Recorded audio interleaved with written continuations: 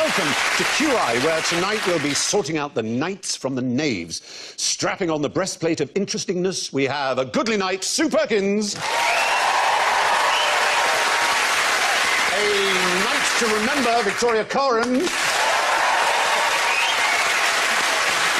A very Catholic, gentle knicht, the Reverend Richard Coles. And the long, dark night of the soul, Alan Davies.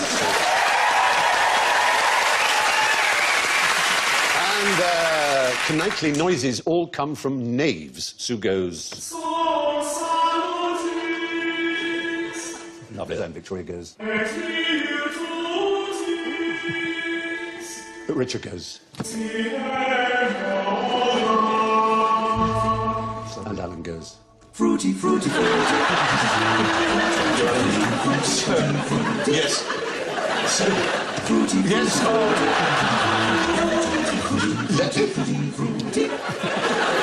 You have been warned. Let's head straight to the lists. Why was the Black Prince so called? Reverend. Well, if my Ladybird Book of Princes is to be trusted, it's because he had black armour. So one occasion where the inestimable Ladybird series has let you down. There is no like Reservoir Dogs, where basically they weren't allowed to use their first names, and they got to sign it. So you're the Black Knight, you're the White Knight, you're the Orange Knight, you're the Pink Knight. Why do I have to be the Pink Knight? I don't want to be the Pink Knight. It might as well be. Fruity. Yes. Was he black? Well, oddly enough, his mother was perhaps of Moorish descent. Oh. Philippa of Hainault, which is a tube line, isn't it? Hainault is very near where I grew up. Oh, there you are. Right, Hainault. Anal. Do you like anal? Anal. Steady. Is anal good? What happened? I don't know. Did something happen there? I find at the end of every tube line you do get a good I think it falls to me to rescue this somehow. Yes, I think you should. Yes. Did you know that the oldest British door comes from Hainault? No. Well, the wood, it's in Westminster Abbey. It's a door which connects a cloister to the Abbey, and the canons of Westminster live behind it. And they dated their door, and they found that the wood it was made from was growing in Hainault in the 10th century. Wow. Are you proud? I am very proud of the door. sign painter's getting busy right now, going home of the oldest door. It's a reason to get off at Hainault, finally. Yeah. It's the wood that grew there 1,000 years ago. Yeah. Well, Philippa of Hainault was perhaps of Moorish descent, so that may be the reason he was called the Black Prince. We just don't know. I'm wondering, do you think the Black Prince might have been called the Black Prince because his sins were as black as pitch? Yes. I mean, although he was known as the master of chivalry, he almost destroyed the entire population of Limoges and Caen. Yeah. So there we are. Now, what is the first rule of nightclub? Oh, the first rule of nightclub? Well. You don't talk about nightclub. Somebody had to.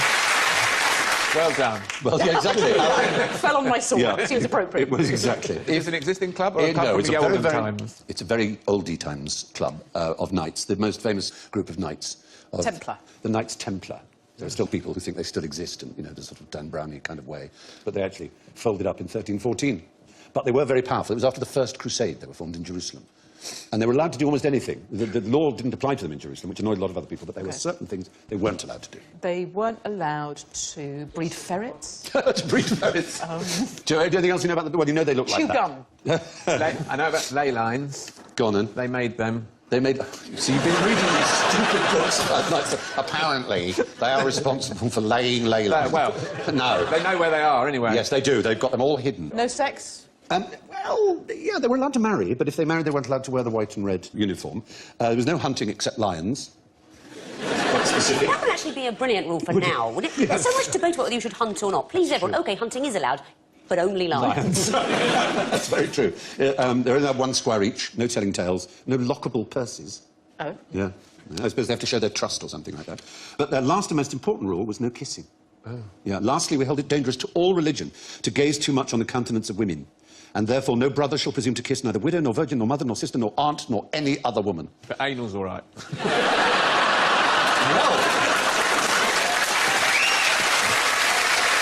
it's very funny you should say that. Because one of the reasons they were closed down is there was a charge against them. Too much buggery. Yeah. There is a charge against them. De osculabantur se in ore, in umbilico, seu ventri nudo, et in ano, seu in spina dorsi. Et in ano, Et in ano. And the end. Yeah. And And in the anal. accusation was they kissed one another on the mouth, on the navel, the bare belly, the anus, or the backbone. Well, they were thorough. They were... a ley line, you don't want to leave any stone on it. There might be one coming out of his arse. I'll have a look. But that Right, is... that's enough. That's enough, Templars. Did you know that the Temple Church in London, which was founded by the Knights Templar, and there are still some Knights Templar lying around, there's a unique ones. title for, Yeah. if you're the priest in charge there, you're the Reverend and Valiant Master of the Temple. Oh, that's It sounds like something from a The Star Reverend Wars and movie. Valiant. The Reverend and Valiant Master of the Yeah. Temple. In that picture, is he going, show me on the cross where he kissed you?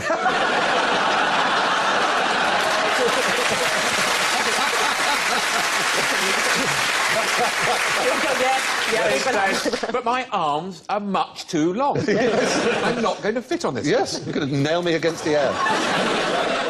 You'll have to just nail my ears to it. Now, what makes you think this knight is a total bastard? Oh, he looks like a mean. His hat. Oh, Not his hat, Richard. he's got a diagonal white stripe across his lions, which means he's been naughty. No, he hasn't been naughty at all. Is he? Is he legitimate? Has his father? His been naughty? father's been naughty. It's what's known I as see. the bend sinister. Oh, we've all had Ben Simpson. It starts at the bottom left and goes up to the top right, which can indicate you are a bastard. And in his case, there's more information just on that simple coat of arms. The three lions. No, he's the bastard son of Wayne Rooney. He told me it. It's the red significance. It's the royal family. It's a royal coat of arms. So he's a royal bastard. So he's Yeah. a Fitzjohn or something. Fitzroy. Fitzroy. His name would be Fitzroy. Fitz is the son of, and Roy is king. And one particular king had 5 Fitzroys from his mistress. Who would that be? Hang Who on, was it George, really? one of the Georges? No, go back a bit. Rewind. Henry Charles VIII. II. Charles II. Henry yeah. VII. No, Charles II. Charles We got II. there. We got there without you. Charles II. That's in King's. Very good. She was called Barbara Palmer, and she bore him 5. Babs? 5 Babs Palmer. She would have been a Babs, I Queen expect, Babs. Yeah. You fixed me up again. It fits me up. And we have a Henry. Because if he hangs out, if the one with the stripe then marries and has a legitimate son, then Ah. they take the stripe away. That would be very good. No, I think you keep it, I think, in your coat of arms. And in fact, there are certain things which indicate something very extraordinary about your shield. What do you think they are? Okay. They have a particular meaning. Yeah. Is it visible panty line? It's terrible. It really, they get terrible VPL. It's not visible, Ben. It's the colours, actually, are indicative of Status? sin, of a mistake, an error. They're known as abatements, also as stains, as in a stain on the family name, or a stain on the escutcheon. So, what can stain Got to be be? very serious. It's going on your coat of I arms. know. Well, the first is called the Point Champagne Tenay, and it's for killing a prisoner who has demanded quarter or mercy, which is really ungentlemanly. It's a bit like points on a driving licence, isn't It it? is. Absolutely There's right. points on the shield for... Yeah, exactly. And the next one here, which we'll have a look at, Needs dusting. this is called the Delft Tenay, and that's for issuing a challenge and then bottling out. Coward. Yeah. It's a big old Can. yellow smudge on Exactly. Very much a smudge on the coat of arms. And then we have a gusset sanguine sinister. that. Gusset sanguine. Yeah. On a night, really? Yeah. Absurd, isn't it? There's no Gusset way to sanguine. get. So Well, the a sanguine is the bloody- colour, it's blood colour. Okay. It's for being drunk. Ah. And you have a gusset sanguine Dexter, on the right. Is That's being... being an Yeah. adulterer. So there you are. Now we have one that you have to guess. So tell me what this is. You're a drunken adulterer. There you are, you see? Points for listening. Yeah. So that's the whole world of heraldry. It's sort of a nicer design for the drunken It is, adulterer. isn't it? I think it's too rewarding. Is it 2 gussets or a wine glass? Well, that's the choice facing Yes, the drunken adulterer. exactly. I mean, every Saturday. They knew what they were doing. Did you know that if you're a clergyman, you can't have a helmet on your coat of arms? Oh, thank God. You can't have a helmet because you can't be a No, chaplain or you something. can't do anything which is... Did you know that if you're a clergyman, if you go to a black tie-do, you can't have a stripe down your trousers? No. Because it's a military insignia, and you can't have that. And you can't have a helmet because it's a martial sign. So you have to have this sort of... It's a lovely sort of... remember Bill and Ben? It's a hat like that. It's called a galero. And it's black if you're a priest and red if you're a cardinal. And if you're the Pope, you get a pointy one with 3 tiaras. Quite a Want to be fella's ball. Pope now. I think you'd look good in that. You've got to have it. That's our knights with their shields. You also find knights on a chessboard, of course. So what I want to know is this very strange conundrum. What's the maximum number of knights you can have on a chessboard, such that none of them can take another one? Oh, multiples of 8, I suppose. I'll give you... You can try it out. So that none... Maximum number. What you have to do is understand what a knight's move is. Stephen, I don't understand the question. It's the maximum... it's the maximum number of knights you would have on a chessboard, such that none can take the other. Have you noticed something in common with the ones you're putting down? They're all the same. Same. OK, the same colour, so... Yes, because a knight move must take a different colour. Ah. So 32? 32 is the right answer! It's really very simple when you think about it, isn't it? It's one of those things that sounds incredibly complicated that you have to work out for ages, but there you are. I still don't understand it at Well, all. none of these knights can take another knight. Isn't that rather more knights than we used to? Yes. it's a problem. It's not a real chess situation. It's if you Because they add... move, because the way they move, which is diagonal Yeah. and up one, they move to the alternate colour. Yes. So if you've got all the knights on the same colour, they cannot take... Exactly right. Oh, I mean, I that's can how... really- In the centre of the board, you're controlling 8 different squares there, but they're all a different colour. The knight's on a black square. So all you have to do is put them all on a black square or all on a white When square. you move your knight, do you make a little horsey noise? That's so sweet. And when you move your rook... Ah! The bishop. When you do your... Hello. That's your bishop.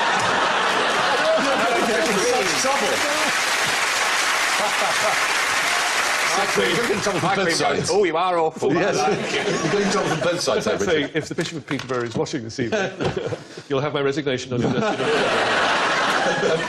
Isn't there a version of chess for kind of chess heads called fairy chess, where the pieces do more things? Fairy chess. I'm not making this up. I'm sure it's true. That there's a versions of chess where you can call these fairy pieces, and they can do extra things. How many drugs did you take when you were hanging out with chess? So you can just go, you're playing chess and suddenly you go, no, we're playing fairy chess now. No. Well, you don't have to touch the pieces. The whole point of chess is its limitations. Yes, It's all precisely. about the strictness. Some You know, Right. but hang on, Mrs. Poker player Victoria Coren Mitchell. Aren't there versions of poker where they kind of introduce wild cards and Yes. stuff to kind of get it? It's the same sort of thing. No, poker's different. As Martin Amis once said, in chess, the properties of a bishop are fixed. In poker, it's all wobbled through the prism of personality. Well, you Very haven't obviously good. checked. Beautiful quote. Beautifully Beautiful quote. put. But do you know when he said that, Stephen? It was after a poker game that you and I and he Yes, all I remember played in Wales, with many the years then ago. unknown Ricky Gervais. Ricky Gervais, who was Made knocked rather- out, got up, said, "What am I supposed to do now?" And you said, "There's a shotgun in the drawer."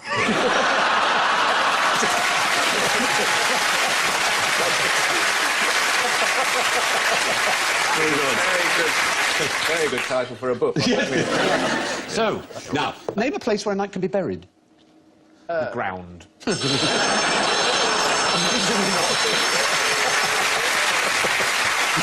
You must be astonished to know that isn't true. They have to be buried above the ground. No, I'm saying that they can be buried, but where can they be buried? In a tomb. A vault? A hole.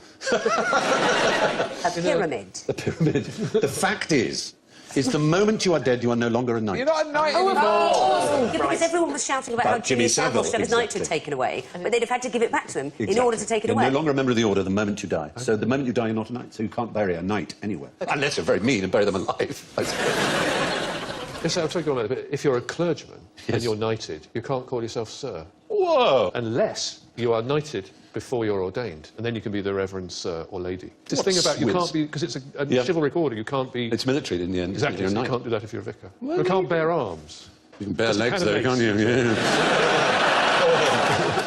Yeah. So, there are no dead knights, only dead former knights. Now, as knaves, what's the best way to stop your car from being stolen?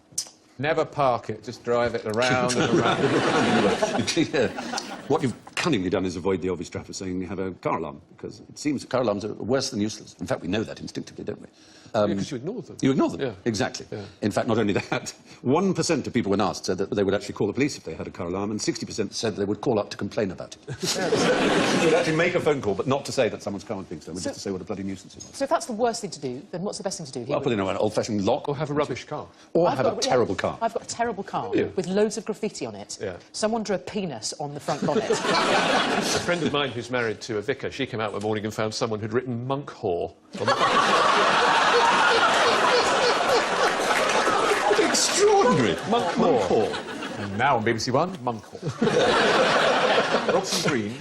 Is monk hall. Did you know that actually car thieving is almost never a female occupation? That's like a challenge. Yeah. Tonight, the pair of us. I'm sure you know who that is, but... That's Bonnie. Bonnie, as in Bonnie and Clyde, yes. But apparently the confraternity of car thieves don't think women should be allowed... So if a woman steals a car, they can't sell it on. They go, no, I'm not doing that. I'm not having it off you, you don't know what it's about. So what you're saying is there's very little divide between car thieves and car salesmen. Of a similar It's a view. sexist bastion. I saw this brilliant documentary about crime, and they interviewed these two young car criminals who were in jail, and they talked about what pride they took in their work, and one of them said to the camera and said, some car criminals, unfortunately, give the rest of us a bad name. Fantastic. Bit of pride in his work. Now, explain the effect of Stockholm Syndrome. Oh, wasn't that when you identify... But you identify, if you're a victim of kidnap, you identify with your kidnappers and you sort of become weird friends. Yeah, I mean, that is what they say. What's from the Patty Hearst kidnapping? Yeah. Is that where it started? Well, it was no, because she was nothing to do with Stockholm. There was a 73 kidnapping in Stockholm, after which it was named. That's the Stockholm Four. And they defended the robbers after the event and so on. So Because they become so inured to the... that's right. yeah. And the most famous one, as you rightly say, was the heiress of William Randolph Hearst, Patty Hearst, who was kidnapped by a strange group called the Symbionese Liberation Army. Unusually for a clergyman of the Church of England, I've had dinner with Patty Hearst. You have? Have you? How was she? Was she back to normal? Completely charming. I didn't know who she was until someone said who she was. By the time they had coffee, she wanted to be a vicar. She'd sort of become a kind of bohemian socialite in Los Angeles in the 1980s when I used to go there in a previous incarnation. And I met her... When you were a rock star, a rock god. You. Yeah.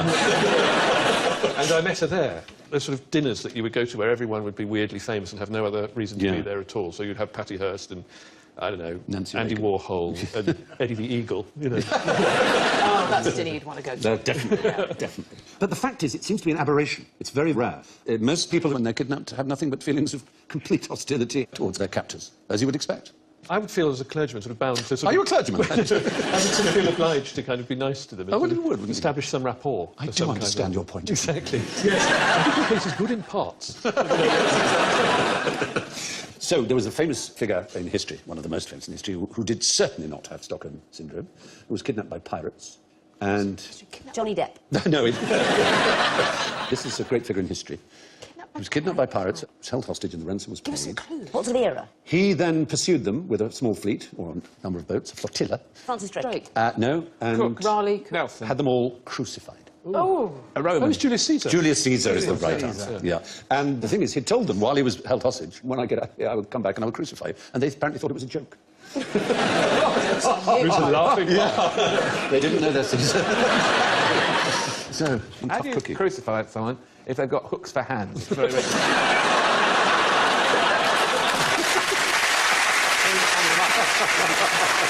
have magnets, massive magnets. They've got one wooden leg there, haven't they? So that's not so difficult. Oh, wait, why was Julius Caesar kidnapped by pirates? Under what Yeah, it was a circumstances? ransom, simply. It was a business. But they didn't kill him. It sounds like he was hot. Yeah, he went after them and had them crucified. He was not a man to be trifled with, Julie. Especially if you call him Julie, I imagine. No, he didn't like that. Worst thing you could do to Julius Caesar, call him Julie. There is a suggestion of Stockholm Syndrome. Could be a sort of psychological thing in the same way that women throughout history have had to put up with being taken and seized, and that the human being is conditioned to make the best of a bad job. Well, we've all been there. That's just a relationship, Stephen. But it's sort of logical. I mean, if you thought you were being kidnapped long term, it makes sense to try and see it from the other person's point of view. Absolutely right. Just It to does. maintain sanity. Yeah, not- and in fact, to get the syndrome to work on them rather than you, for them to be so fond of you, they would no longer want to kill you, which would be handy. Now, what's a good reason for faking your own kidnapping? You're bored on holiday? that would do You're it. trying to get out of a relationship, that's why I would always do it. There was an American man who pretended to be kidnapped just so that he had an excuse as to why he hadn't called his girlfriend for 2 weeks. He was terrified of her reaction. And the police realised it because he had duct tape around his wrists, but the spool of it was still connected. Oh, terrible. The teeth Could are imagine so the girlfriend fibrous. saying you could still have texted. Exactly. You could have done. There was Jennifer Wilbanks of Duluth, who faked a kidnapping to get out of attending her own wedding. But the weirdest was a 2008 case was another Spaniard, Josefa Sanchez Vargas, who convinced her husband to pay more than £500,000 to secure the release of their children. It's a faked kidnapping, which you say, well, we expect that. Except she did that 6 times over 5 years. She didn't twig. What a nest egg. Every time she needed a new hat. Some people get kidnapped just for the thrill of it. Can you imagine why that? So they pay for kidnappers to kidnap Yeah. so they can experience the visceral thrill of, Yeah. you know, being in a car boot with a load of duct tape around your ankle. Absolutely that. People are weird. Anyway, yes, there's a French company that for 900 euros gives you your basic kidnapping, which is being shoved into a car boot and held up, blindfolded and things like that. And then for a little extra money, you can have helicopter chases and really quite sort of sexy stuff. And then they'll cut your ear off and send it to your mum. Yes. So, now it's time for me to hold you all hostage. There's no escape from general ignorance. Fingers on the buzzers, please. How long should you wait before reporting a missing person to the police? Yes. Well, certainly until they're missing. Very Out good. of sight. Yeah. When they've left the turn the room. corner. Yeah. When is it too soon? Just going to make a cup of tea. Right, I'm really... 24 hours? I don't think you should wait at all if you're convinced someone's Absolutely right. missing. If you take your child into a supermarket, you'd be 20 minutes, wouldn't it? I mean, you 20 know that they're seconds. gone. 20 Yeah. seconds, really. You just check they're not there. I'm going to wait 24 hours. Go home tomorrow. Well, I don't know where she is. But I'm going to wait till tomorrow. You might as well go out. You don't have to get Just go and have a curry and some wine and phone her in the morning. You're absolutely right. And of course, if it's an adult, it doesn't matter because the police are very likely just to say that's not our business, unless they have a particular problem. But the fact is, yeah, there is no set time. The police use their own skill and judgment, as it were. If it's a child, it's obviously... That's a rare Three sentence. words you don't hear in the same sentence. Just hope you're not burgled soon. I got burgled so many times in the 90s that one time they came around, about the 5th time I've been burgled, they came in and my cat came in and this constable goes, if only you could talk. That's fantastic. Oh, Is that how we're going to... Is that it then? Is that the extent of the investigation? Willing the animal to kick it. Now, what did Parliament pay for to put in Sir Peter Viggors's garden? Yes. The notorious duck house. Oh! You're in the duck house there. And the fact is, the duck house was one of the ones that they turned down. Oh. Yeah, he put in claims for £32,000 for gardening, £500 for 28 tonnes of manure, £1,645 for the duck island, but that was turned down by the eagle-eyed guardians of the national purse. Yeah. Probably worth mentioning that at the same time as that £8 billion was spent to bailing out the banks. It was just that was too big a sum for anyone to get their heads around, so they went, what? £10 for a sandwich? I This know. is appalling. It's fascinating, isn't it? That Sir Peter Viggors later commented that the duck house was never liked by the ducks and is now in storage. Oh, look, there they are. They don't need an island. I love ducks, don't you? You never see that sort of thing on a coat of arms, do you? All the sort of lions and dragons. You never see something nice, like duck. a duck or Yeah. a, Eggs Benedict or some sort of friendly... friendly Yeah, thing. it's like a hamster or guinea pig or something. Yeah. It's true, a furry Yes. pairing. Anyway, the famous duck house didn't cost the taxpayer a penny. And with that last tilt at our old friend General Ignorance, we reach the end of tonight's performance. And I can tell you that it is incredibly exciting. We have leaders, 2 leaders, with +3, Richard and Victoria. Well done. In third place, with -7, Alan Davis. Highly commendable. Highly commendable. And with a fantastic -24 is Sue Perkins.